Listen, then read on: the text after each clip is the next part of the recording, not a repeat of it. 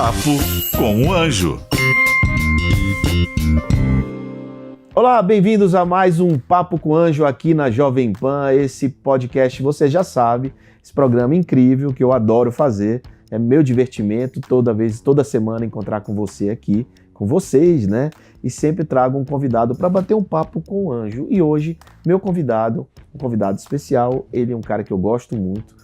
Nos últimos 3 anos, ele tem 2 anos, tem feito investimentos aí maciço em startup, é um grande investidor de startup hoje, tem centenas, ele vai falar sobre isso. Mas a curiosidade com esse meu amigo que eu vou apresentar a vocês é que ele passou 35 anos como executivo de um banco.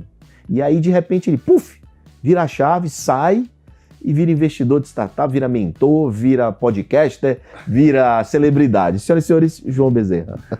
Obrigado, seu João. Obrigado. Para mim é um super privilégio estar aqui com você. Lógico que o João, como amigo, sempre exagera, né? Sempre passa do ponto, mas eu super agradeço. E obrigado pelo convite para esse papo. Não é exagero, não. 35 anos ou menos, ou mais? Não. Foram 36 anos. Eu trabalhei 36 anos num grande banco aqui do Brasil. Muito bem. Como alto executivo, um alto cargo, né? E de repente muda de ideia, ao invés de se aposentar, o que é que ele faz? Vai viajar o mundo, vai para o Silicon Valley, vai para Israel, vai para todo lugar que tem inovação e aí vira esse grande investidor, se torna um grande investidor, mentor. Conta aí pra gente essa história, João. Muito bom. Pô, não é uma história tão emocionante assim, né? Realmente foram 36 anos. Eu gosto de falar que a gente estava conversando agora há pouco, né? Que tem muita gente tentando cancelar os 50 a mais. Eu não gosto muito que me chamem de 50 a mais. Porque, na verdade, eu já sou 60 a mais. 60 a mais. Então, e como já diz, né, os cabelos brancos aqui, né? Mas... O meu tiro, viu? E na verdade, depois de 36 anos, eu ainda, na verdade, tinha mais 2 anos de banco e acabei saindo 2 anos antes, porque pelo estatuto eu teria que sair e na minha cabeça eu não iria parar. Então, eu acabei fazendo uma parada adiantada, antes de chegar nesse momento de, chegou no fim. E aí foi uma decisão difícil, porque eu adorava onde eu trabalhava, tinha um grupo, eu estava sempre ligado em inovação, tinha um intraempreendedorismo lá dentro. Todo ano era uma versão nova de mim mesmo. Você estava ligado à área de tecnologia também, né? Sempre fui à área de tecnologia, mas muito próximo de negócios. Né? Participei de vários processos super interessantes, grandes integrações de banco, entre outras coisas. E sempre dentro do propósito da própria instituição. Na realidade, eu tomei a decisão de sair 2 anos antes, em função dessa parada que eu teria que fazer em 2 anos, mas me programei. Ou seja, e doeu. Não foi fácil sair porque eu gostava muito do que eu fazia, da equipe que eu tinha equipe de quase 2.000 pessoas lá dentro. Gente. E tomei a decisão de sair, mas me programei. E assim, 5 dias depois que eu saí do banco, eu acabei indo para o Singularity University. Eu estava sempre no Vale do Silício, mas fui lá com a minha cabeça, não com a cabeça do banco, com a minha cabeça. Fui para Israel ver empreendedorismo, fui para Portugal e Estônia estudar um pouco empreendedorismo como porta de entrada da Europa desses locais, ver governo digital. E fui para a China também no final do ano. Né? Então também passei por diversos... Final do ano de 2019. 2019. Eu voltei da China, não sabia que era isso, no primeiro dia do primeiro caso de Wuhan. Você voltou de lá para cá? Perto do dia 20 de novembro. Entendi. A gente nem imaginava o que ia acontecer. Não imaginava. E eu vou dizer que esse ano aqui eu fui para o Singularity, você volta inspirado, vai para Israel, você volta apaixonado, né, independente do que está acontecendo lá hoje. E você volta da China atordoado. E tudo isso tem inovações que você tem que olhar, abstraindo um pouco os preconceitos quando você olha cada um desses lugares, mas pegar o que tem de positivo. Eu não tenho algo que você possa repetir no Brasil, mas você pode aproveitar o que tem lá e tropicalizar e fazer algo muito legal dentro da nossa característica. Bacana, João, que nessas suas viagens, muita gente compartilha locais bonitos e tal. E você, o que você fez? Você entrevistou várias pessoas que mexem com inovação nesses lugares e postava no seu LinkedIn. Né? Então a gente viajou junto com você nessas aventuras, digamos, tecnológicas. Né? Você pergunta, mas por que isso? Mas por quê? Sempre o porquê e o propósito à frente. Por que ele fazia aquilo? Para buscar entender o país que ele estava, se aquele era um serviço global ou não. E aí depois você postava isso e depois você foi mantendo, né, essa brincadeira, né, de fazer vídeo, essa brincadeira de LinkedIn, que é uma distração para mim, não é nada profissional, é um negócio bem amador mesmo, né? Mas e que acabou realmente dando uma chamada, as pessoas realmente me perguntam disso. Quando eu estava no banco, eu costumava postar coisas nas nossas intranets. Certo. Sabe o que acontecia? Não acontecia nada. Ninguém olhava, ninguém lia. Ninguém lia, ninguém curtia. Eu comecei a postar no LinkedIn. Aí todo mundo lia. A mensagem chegava. Incrível, porque você posta numa rede aberta, o pessoal de dentro e de fora lê e aquela mensagem chegava. Quando eu saí do banco, eu deixei de ter aquelas amarras regulatórias. Eu era estatutário, eu não podia, eu tinha auditoria, tinha assessoria de imprensa. Hoje em dia eu pude fazer coisas até do ponto de vista de voluntariado que eu não podia fazer como diretor do banco. E eu continuei com o LinkedIn. No dia que eu me despedi do Itaú, eu postei meu crachá e falei assim, eu não sou de ficar fazendo discurso. Eu pus assim, putz, foi um tempo muito legal, agora eu vou dar um start-stop. Pus valeu Itaú e postei aquela foto. Quando eu fiz isso, deu 800 mil visualizações. Uau. Eu falei, nossa... Aí eu falei, pô, será que? E eu comecei a postar cada vez que eu viajava. Porque sabe quando você vai num lugar e você vê algo tão legal? Você vai às vezes num lugar muito bacana e fala, putz, eu queria que minha mulher estivesse aqui, você manda uma foto para ela. Às vezes dá errado, porque ela fala, pô, por que não me levou? Mas Geralmente é assim. geralmente é desse jeito. Mas assim, era tanta coisa, pô, eu preciso compartilhar mais. E eu comecei a brincar, a fazer vídeo, eu sempre gostei disso. E comecei a compartilhar mais aquilo que eu estava vendo, porque eram coisas que iam se perder. Então foi um pouco isso, mais um compartilhar a experiência dentro do momento que eu comecei a passar, né? E como foi a sua paixão? Porque, pessoal, o Bezerra, ele é um cara apaixonado por fintech, né? Ele é um dos grandes líderes hoje no Brasil em startups na área de fintech. Assim, fala de fintech, a pessoa lembra do Bezerra, até porque ele continuou com esses vídeos entrevistando empreendedores de fintech, founders de startups em fintech, vários e vários, e são muitos insights, muitas dicas que eles extraem dessas conversas, desses bate-papo, como a gente está tendo aqui, e ele faz isso com as startups do segmento fintech. Assim, obviamente você veio de banco e tal, tem uma ligação, mas o que você viu nesse segmento, assim? Por que está assistindo investidor também, muitas vezes? Por que investir em fintech? E por que essa tua paixão por esse movimento, esse segmento? Olha que interessante que você tem participação nisso, porque na verdade no meio desses meus Estônias e Chinas e Israel, eu acabei encontrando a Bossa Nova através de uma startup que eu mentorava, que é da FishX, o Pedro Ivo, né? Que me disse, pô, você precisa conhecer o João, você precisa... Aí me indicou você e o Thiago, e um dia nós nos encontramos. E naquele dia eu resolvi ser co-investidor da Bossa. O João foi lá e me convenceu, né? Do mesmo jeito que eu assinei o cheque, hoje você assina o autógrafo do teu livro, né? O livro, assinei aqui o autógrafo O Poder do Equity pro João, que esse é meu novo livro, tá um jabazinho aqui. Eu não consegui que ele assinasse um cheque para mim, mas ele assinou. É ele que assinou para mim. Mas aí eu conheci, e na verdade aquilo acelerou muito a minha proximidade. Mas não era fintech ainda? Não era, minha proximidade com startups. E eu comecei a olhar, a gostar de investir, e esse círculo virtuoso de investir e mentorar de maneira assim, de doar, mas na verdade cada vez que eu mentorava, eu brincava, era mentorando e aprendendo. Eu acho que a Bossa me ajudou muito a sair para o chão de fábrica, porque você está num grande banco como executivo, você acaba ficando distante. Isso, embora eu fosse muito próximo das equipes, você acaba tendo isso no dia a dia, e acho que a Bossa me trouxe muito isso. Essa visão colaborativa, de fazer algo sem esperar nada em troca, essas coisas assim? E também a questão do empreendedorismo, Sim, a questão de fazer algo diferente, de conseguir trabalhar o equity, da questão de sair do nada, de uma startup virar uma scale-up, que eu vi muito em Israel também. Israel é uma scale-up nation. Não é mais uma startup nation. Não é mais nation. startup nation, né? E um dia, num corredor virtual, na realidade, o João me chama assim, por que tal a gente fazer uma vertical fintech? E é lógico que eu sempre estive próximo de fintech. Não, mas eu falei aquilo porque você era um cara que trabalhou a vida toda nisso, né? É verdade, mas eu fazia lives, na verdade, que a gente brincava em encontros por acaso. E continua sendo esse nome. Também tem isso, que são amigos que moram fora do Brasil e que, por acaso, também são do segmento de tecnologia ou de finanças. Mas quando nós criamos aquele pool fintech na Bossa, até para eu vi fintechs tão legais, a gente investe em 10, mas fala com 60. Eu falei, poxa, eu podia abrir um canal para a gente falar com as nossas investidas, mas também com outras empresas. Eu comecei a fazer um canal que é o Papo de Fintech. Papo de Fintech. Encontros por acaso, depois virou o Papo de Fintech. Depois o Papo de Fintech. Aqui é o Papo com o Anjo, lá o teu Papo de Fintech. Assista aí, sintoniza lá no LinkedIn. E a gente pega, e aí o empreendedor fala para os empreendedores e para os investidores, meia horinha, algo muito simples para ele passar a experiência dele. Isso acabou virando algo, aí amigos meus do PayPal, ou da Visa, pô, posso ir também? Aí isso virou uma coisa um pouco diferente, mas como o teu aqui é um encontro entre amigos, né? Exato, e bate-papo. Você tem que vir aqui para trazer o papo de fintech aqui para Panga. Aí vamos trazer. Vamos Mas olha, profissionalizar esse negócio. você perguntou por que fintech, né? Hoje mesmo saiu um estudo da Distrito que a gente está falando de mais de 1.150 fintechs no Brasil.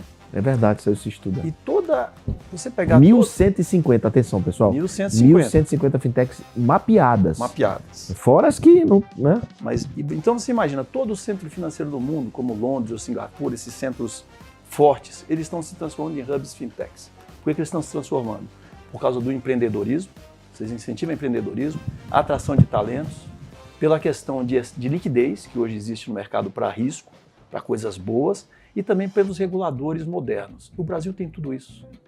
Neste caso de finanças, o Brasil tem empreendedorismo, marco das startups, certo, por exemplo. O Brasil tem um problema aqui, atração de talentos, aqui tem um ponto, a gente ainda para trabalhar gaps, bem, né?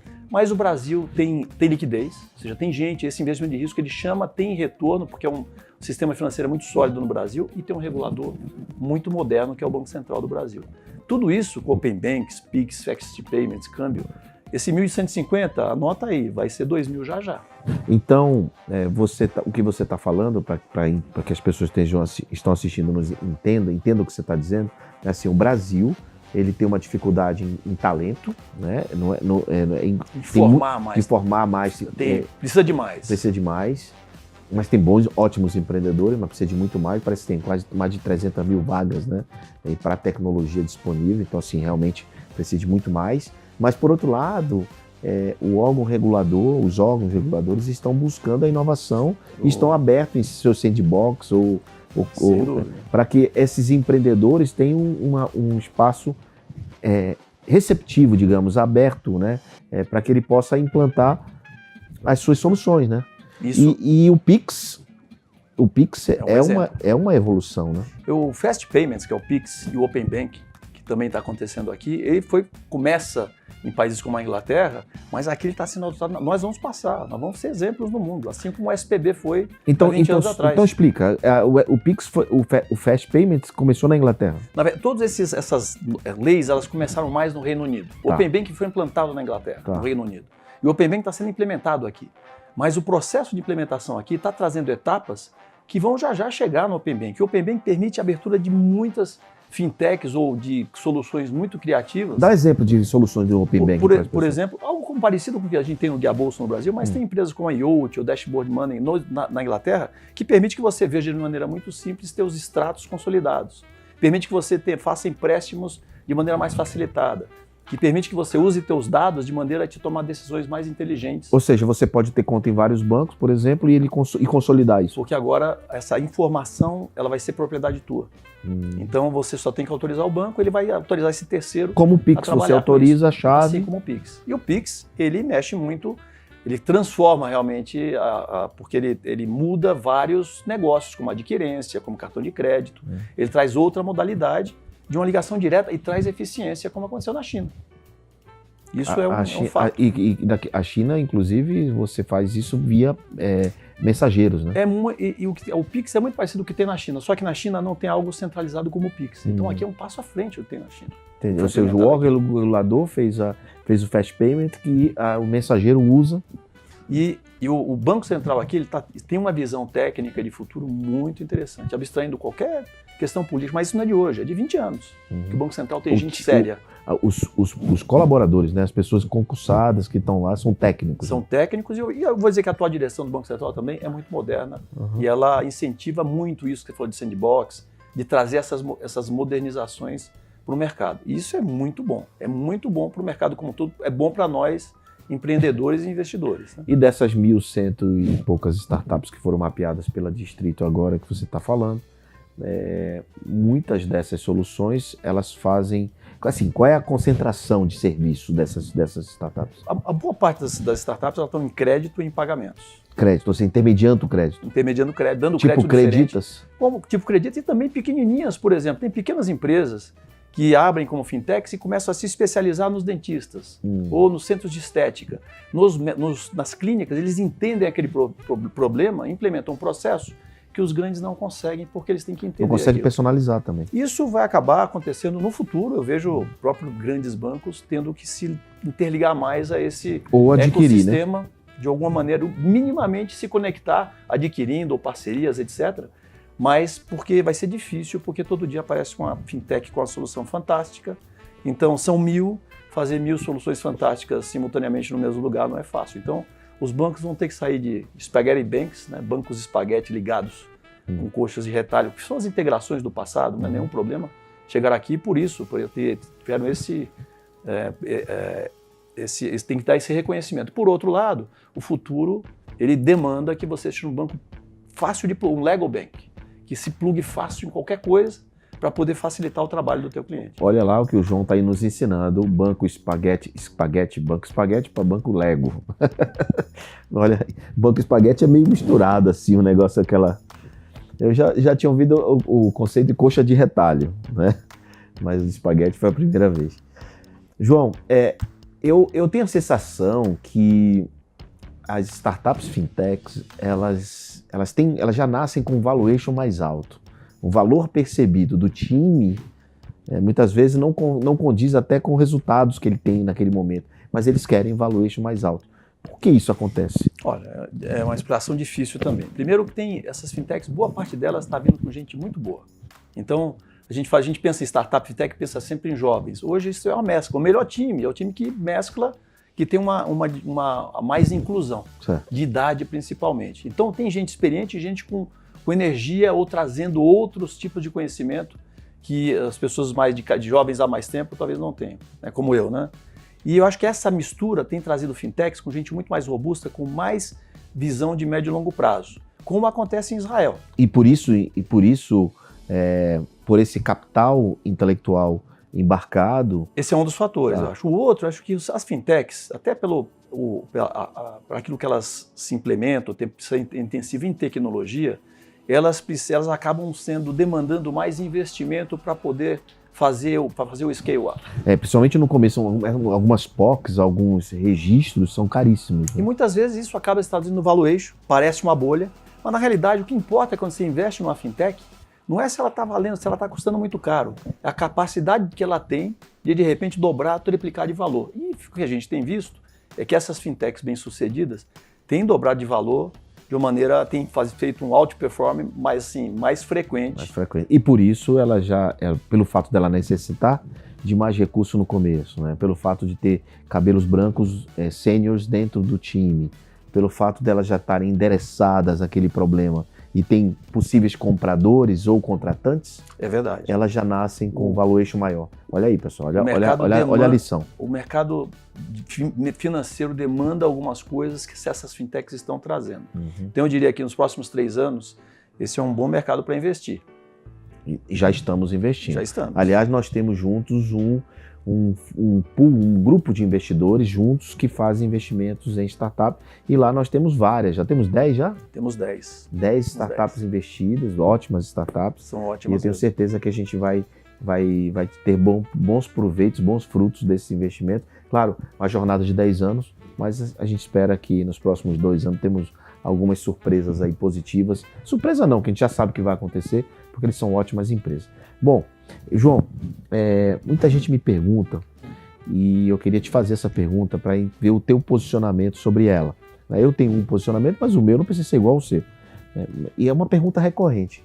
Como pode, João, o Nubank, por exemplo, com todo respeito, nenhum problema contra, muito pelo contrário, acho que o Nubank foi o primeiro banco digital que se mostrou, né, que foi um relacionamento com o consumidor mais friendly, alguma coisa assim. Mas como é que um banco como o Nubank, que ainda não está no lucro, né, consegue ter um valuation desse tamanho, cara? Qual é a conta? Qual é o racional? Essa pergunta me faz o tempo todo. Não quer dizer que eu tenha a resposta não, correta. Sim, claro, mas qual é a tua visão? Primeiro, eu acho que o Nubank foi super feliz porque ele foi no propósito. Ele foi, desde o início, foi uma marca forte, simpática, que atraiu as pessoas. Ele fazia pequenas coisas como você liga, perdeu o teu cartão, ligou, ele falava assim, pô, a senhora tá bem? Antes de perguntar, me deu o número do seu cartão. Pequenos detalhes que foram não crescendo. E a escassez também no começo, que não tinha condição de... um tinha que indicar para o outro. Não tinha essa questão da fila de espera. Ele criou, teve um sucesso de apelo e de envolvimento. E isso acabou ainda não crescendo. E na verdade isso traz investimento, porque toda vez que você escala, hoje o investimento vem na tua capacidade de escalar. Ele implementou um serviço fácil, simples, com foco, entrou fazendo diversos produtos, que é muito difícil para um banco com uma infraestrutura também pequena. Com estrutura pequena, conseguiu escalar, conseguiu cada vez trazer algo mais e os investidores acreditaram, foram implementando pequenos novos serviços que trouxeram mais clientes. Eu acho que o primeiro movimento de valor de mercado que eles têm tem em cima da capacidade de atrair clientes. Agora acabaram de comprar a Isinvest, que já é um segundo movimento, onde eu compro uma corretora que é muito legal também, que fez um scale-up, que tem uma série de produtos e fundos. Eu agora com essa corretora ofereço para meus 30 milhões de clientes. Logicamente, para ele ter mais valuation, ele vai ter que entrar em novos mercados, como México, Colômbia. Ele pode ser um banco global, dentro de alguns, com foco em alguns produtos, não sendo um banco totalmente assim, um banco completo, né? E com esse foco o mercado viu o valor. E o mercado está acreditando que ele vai rentabilizar, que à medida que ele colocar um produto, o cliente é tão fiel que vai...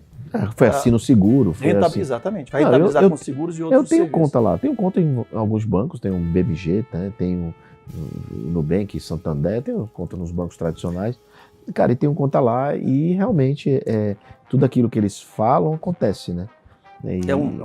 Temos que tirar o chapéu para a estratégia, porque é o poder do equity. Exatamente. Então, aí que vem essa história, né? Poxa, mas não é porque está dando prejuízo que ele não vai ter valuation alto. Porque uma coisa não tem nada a ver com a outra, assim. O prejuízo está combinado com os investidores atuais. O investidor que pagou o último valuation, ele sabia que ele ia queimar a caixa para chegar até onde ele quer chegar. Então, assim, não é porque a empresa está dando prejuízo ou está queimando caixa que não tem interesse de apetite de investidores. Existe um plano. Veja que é o que você falou no início das fintechs com valuation alto. Elas têm um plano. Se não tiver um plano, você não vai investir também. Exatamente. Mas o plano das fintechs, no caso do Nubank, assim, no caso das startups que chegam para a gente no early stage, elas já chegam no early stage com um valuation muito alto, verdade. Né? Então, foi nesse sentido. No caso do Nubank, por exemplo, como pode dar qualquer exemplo aqui, tá? Não é o Nubank especificamente, eles, hoje, fundos grandes aportam recurso para queimar caixa mesmo, para continuar negativo, né? E eles acreditam. Né? E eles acreditam demais, porque sabem que vão sair de 30 milhões para 50 milhões, por exemplo, e pode ser um gigante, né? Já é, né? 25 bilhões de valuation de dólar. E tem gente boa lá dentro. Né? Tem gente muito boa lá dentro e um grande empreendedor, né? Desde o começo, o fundador e a Cristina e tantos, né? Tanta gente boa lá dentro. Mas veja, a gente não está aqui para falar do Nubank, nem para falar de nenhum banco específico, vamos falar de você. João, onde é que você se vê daqui a 5 anos? Puxa, essa é uma ótima pergunta, né? Tenho certeza que eu estou apenas começando. Então eu começo falando isso. E eu me vejo, quando eu fui para o lado de startups, um dos propósitos é exatamente, e eu poderia ter ido voltado para o mundo corporativo, não faria sentido. Várias propostas. Teria ficado nesse banco por mais 2 anos, sairia só agora em abril de 21. E eu tomei a decisão de me dedicar mais como conselheiro, como investidor e como parte de um projeto, em projetos de startups não tão pequenas, mas que estão virando scale-ups. Que no caso é aquela lá do Peru também que você está. Também sou investidor e conselheiro de um banco digital no Peru. Um banco digital como o Nubank lá no Peru. Que é o B89, exatamente, é o primeiro banco digital do Peru. Mas também sou conselheiro de empresas aqui no Brasil que nós estamos trabalhando no IPO. Como a Surf Telecom. Como a Surf. E tenho em outros, como conselho de uma empresa de dados em Palo Alto, tem algumas associações. Um pouco diferente, segmentos diferentes, dados, tecnologia, bancos, telecom, mas porque eu tenho gosto, porque eu tenho amigos, que eu me sinto feliz, eu tenho um ambiente que eu fico à vontade e que eu sou tão feliz quanto eu era antes. Talvez com um pouco mais de liberdade. Essa idade que você fala hoje é uma idade que você precisa fazer o que gosta, senão não funciona, né, cara? Olha, eu vou te falar, eu gosto de um amigo que fala o seguinte, Grey is the new black. Então, acho que essa questão, por exemplo, na Surf, a gente tem muita gente que já está 60, 50, 60 a mais. E, cara, faz uma diferença enorme numa startup que saiu do zero há 3 anos atrás para centenas de milhões de faturamento hoje. Essa experiência conjugada com energia. Mas energia não é só algo que é um privilégio ou uma capability do jovem. Energia depende de você. Exato. Então, quando você fala que eu me vejo daqui a 5 anos, eu me vejo ressignificando todo dia e tentando chegar em realizações mais legais ainda. Assim como a gente fecha negócio com a fintech, porra, eu fico super feliz. E vai ficar mais feliz ainda, ele vai ficar muito feliz quando começar a fazer exit. É verdade. Que é o momento onde o dinheiro volta, né? O momento onde o dinheiro volta. Então, você que tem uma startup, que você está aí ouvindo o que a gente está falando, assistindo aqui na Jovem Pan, você pode mandar a sua startup lá para que o João analise lá, ou no perfil no LinkedIn do João Bezerra, é assim que está lá? João Bezerra Leite. João Bezerra Leite, lá no LinkedIn. Ou você pode mandar lá para a Bossa Nova, bossainvest.com/startups, bota a sua fintech lá, que eu tenho certeza que o time vai analisar e vai cair lá para o João. Tem um time bom lá. Porque o João é o cara que recebe, é o líder do comitê e que ele recebe essas startups para analisar, para dizer go ou não go. Então é ele que manda lá, ele que resolve isso. Nós temos um time bom lá. Tem um time bom. Tem boas discordâncias positivas lá que a gente aprende com o nosso grupo lá. Exatamente. E a gente tem melhorado muito cada vez mais, né? A Bossa tem crescido também, assim como todos nós estamos crescendo juntos, né? O mercado está crescendo e a gente está crescendo junto. João, todo mundo que vem aqui tem que deixar um recado, tem que deixar uma dica importante do seu coração, da sua cabeça para quem tá aqui vendo. Então, sua câmera é aquela ali. Fale ali qual é a sua orientação, qual é a sua dica, seja para investidor, pode ser, aliás, vamos fazer uma coisa, dê uma dica, pode ser para investidor e outra para empreendedor, vai. Eu acho que vou tentar pegar um pouco, vale para os dois aqui, para aquela câmera ali, né? E vale para aquilo que a gente falou da liderança inclusiva, que eu gosto de falar também, né?